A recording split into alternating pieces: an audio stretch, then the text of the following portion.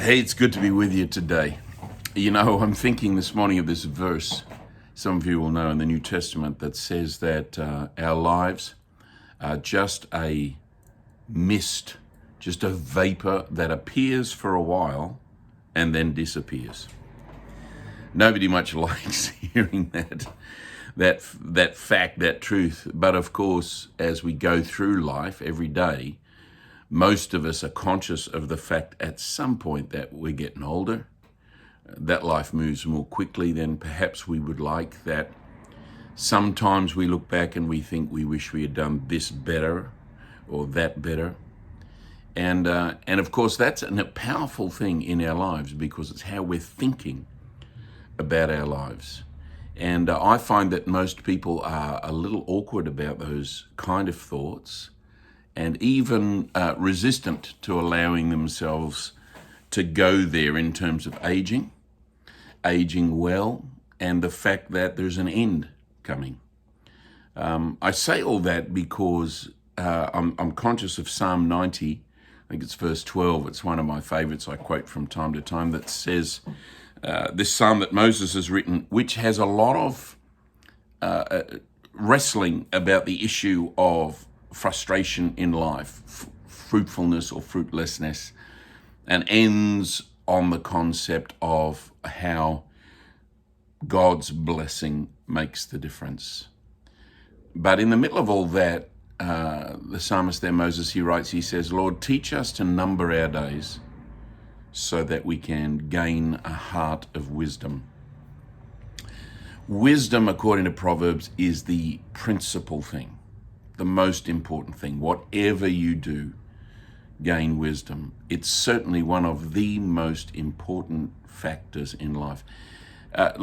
Translated from the Hebrew there, it means the ability to live life well, living skills, life skills. And wisdom has long life in one hand, favor and blessing in another, and it doesn't matter what you desire, nothing compares with her. It adjusts you so that you live your life with a tremendous sense of positivity, of achievement, of steadiness and peace.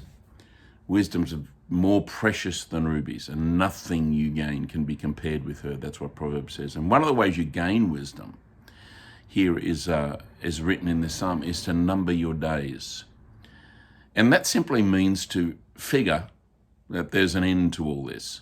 You know, if we live to 80, and I think given both the scripture and the current kind of average age of people in the West, most of us can anticipate living to 80.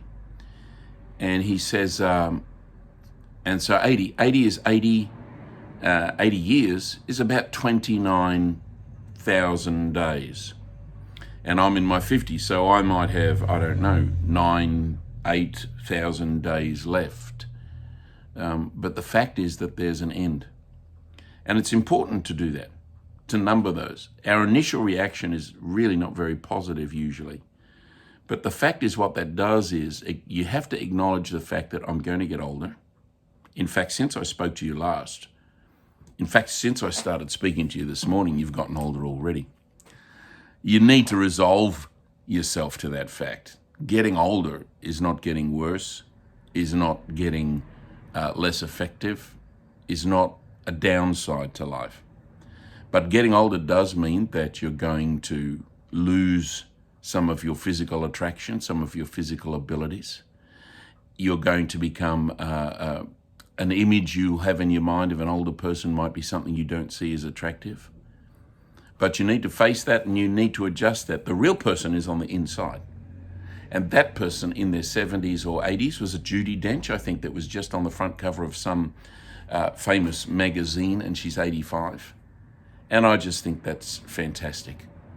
You can live fruitful well into life, but you have to face the fact that you're getting older, and it'll make you time yourself well. It'll think, okay, if I've only got 20 years, what am I going to do with those 20 years? If I've only got 35 years, what am I going to do? What am I going to set in motion?